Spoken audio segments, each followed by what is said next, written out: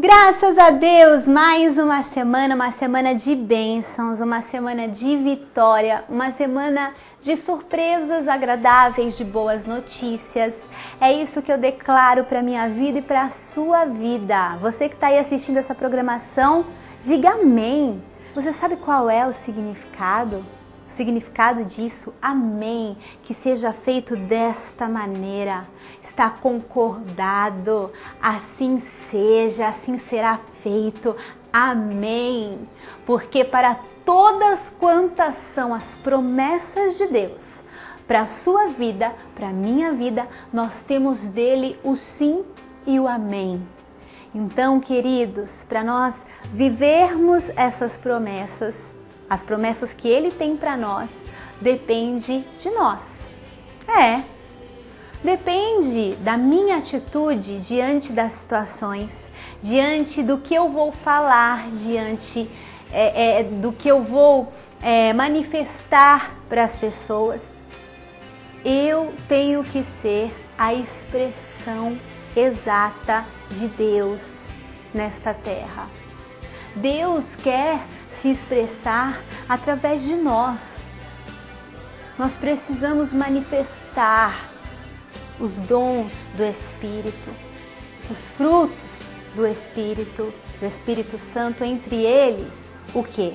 Entre eles, o amor. O amor, precisamos andar em amor, precisamos usar as nossas mãos, o nosso corpo, para abençoar, o nosso braço para abraçar as pessoas. Às vezes estamos tão preocupados com tantas coisas e existem pessoas ao nosso redor que elas precisam, às vezes, só de um abraço.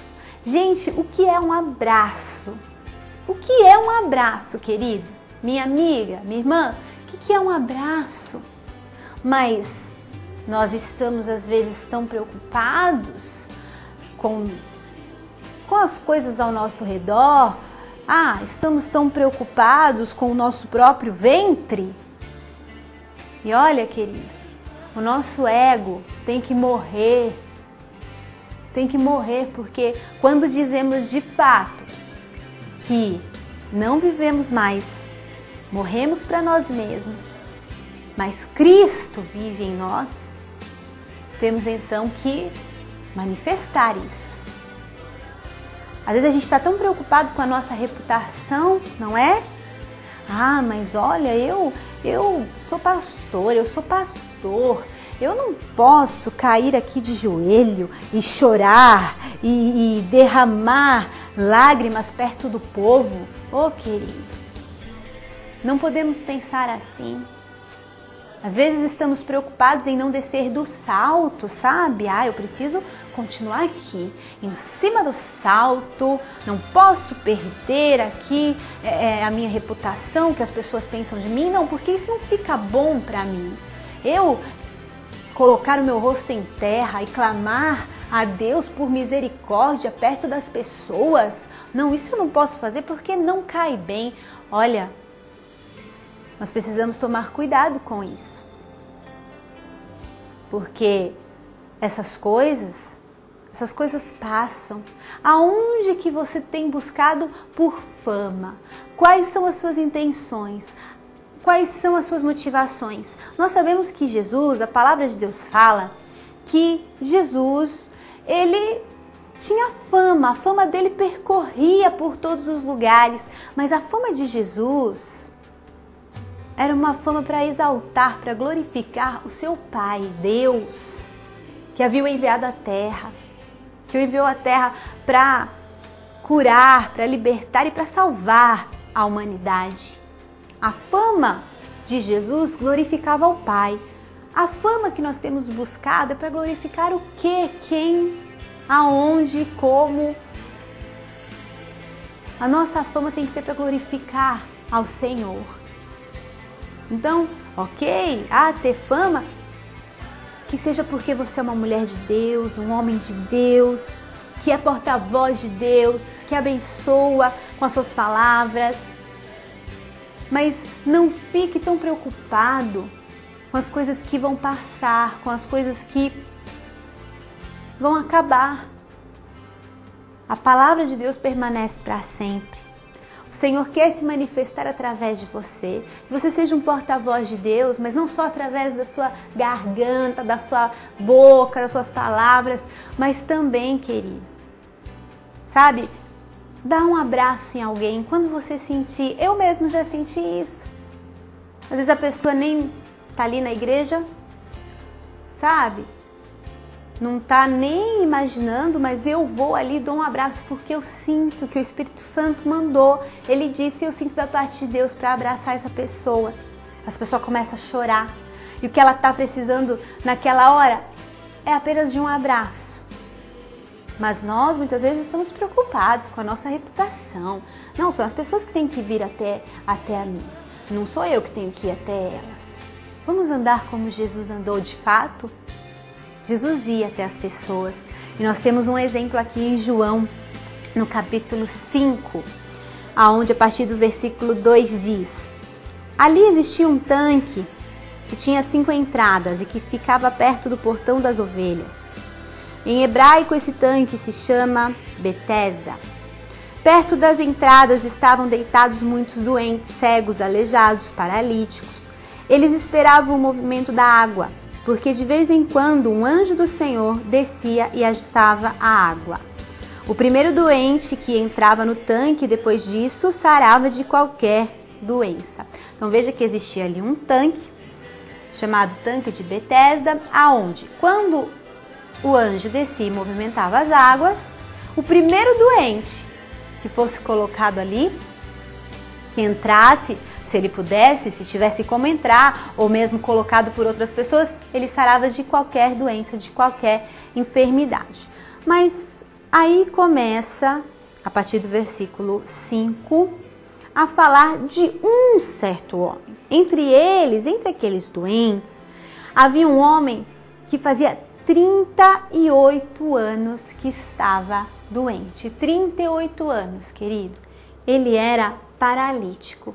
E enquanto muitos aqui tinham suas famílias ao lado, tinham seus familiares com eles, pessoas prontas para ajudar esses doentes quando houvesse o mover das águas, quando acontecesse o agitar dessas águas, ele não tinha ninguém. Olha aqui, continua. Jesus viu o homem deitado e, sabendo que fazia todo esse tempo que ele era doente, perguntou: você quer ficar curado? Jesus foi até esse homem, que era doente há 38 anos. E Jesus perguntou: você quer ficar curado? Claro que Jesus sabia da resposta, mas Jesus queria ouvir. Por isso que é necessário, querido, você parar aí de murmurar, de reclamar, dizer, Deus sabe o que eu preciso, mas Ele não me dá. Deus sabe qual é a minha necessidade, querido. O desejo de Deus, o desejo do coração de Deus é satisfazer os desejos do seu coração, mas você precisa abrir a sua boca. Você precisa se relacionar com Deus.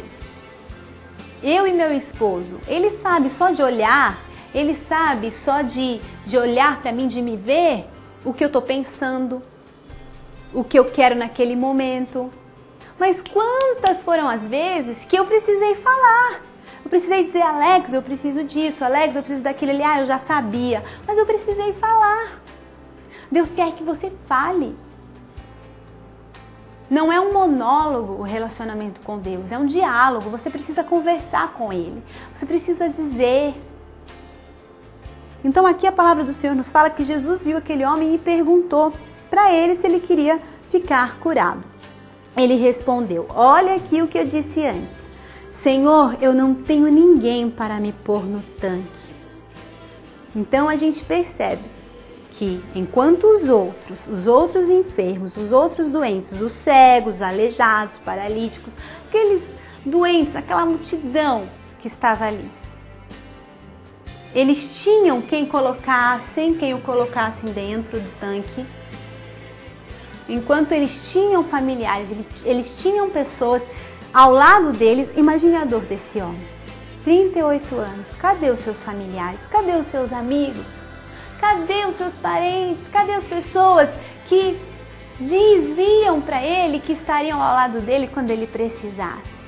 Em muitas situações, nós vivemos isso. Não temos ninguém ao nosso lado, mas temos que ter essa certeza que Deus está conosco em todo tempo. Deus está com você, querido. Ele não te abandonou. Ele não virou as costas para você. E a palavra de Deus hoje, ela nos diz que aquele que tem o Espírito Santo, e quando você recebe a Jesus como seu único e suficiente Salvador, você recebe o Espírito Santo de Deus na sua vida. Diz a palavra que rios de água viva fluem de dentro de nós. Nós temos um rio dentro de nós. Águas do trono de Deus. Hoje não precisamos que ninguém mova nada para nós. Não tem que mover a água. Não tem que mover na água e a gente entrar no tanque para sermos curados, para sermos libertos. Nós temos os rios de água que fluem do trono de Deus, que são jorrados para as nossas vidas, que fluem para nós. Nós podemos fluir no Espírito Santo. E aí continua que então ele respondeu: Senhor, eu não tenho ninguém para me pôr no tanque. Quando a água se mexe, cada vez que eu tento entrar, outro doente entra antes de mim. Gente, imagine essa situação. Toda vez que ele tentava, ele ali paralítico, né? Se apoiando ali nas suas muletas ali. Ele tentava entrar, mas claro, enquanto os outros tinham ajuda, enquanto os outros tinham familiares, tinham pessoas perto deles, ele não tinha ninguém. Ele não tinha ninguém para colocar ele. Quando ele tentava ir, ia outro primeiro.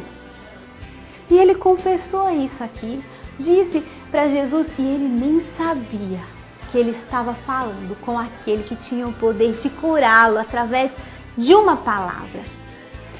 Continuando. Cada vez que eu tento entrar, outro doente entra antes de mim.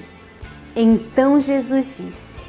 Gente, e olha o que eu acho impressionante. Não tinha um ali que se comovesse com a situação dele, né? E como eu falei, a gente tem nossos braços, nós temos as nossas mãos para tocar, para abraçar. Nós temos a nossa boca, a nossa voz para edificar os outros. Para que essas pessoas recebam da palavra, uma palavra de amor, não uma palavra que vai matar. E ali, há tantos e tantos anos atrás, mas hoje as pessoas continuam da mesma forma, não se comovendo, não se movem com compaixão. Veja então que ele estava ali e ninguém tinha pena. Ninguém tinha misericórdia daquele homem.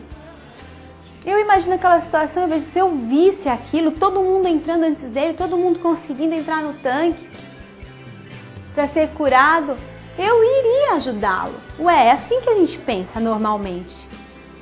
As pessoas que têm, né, um bom coração, independente até mesmo de conhecer a palavra de Deus.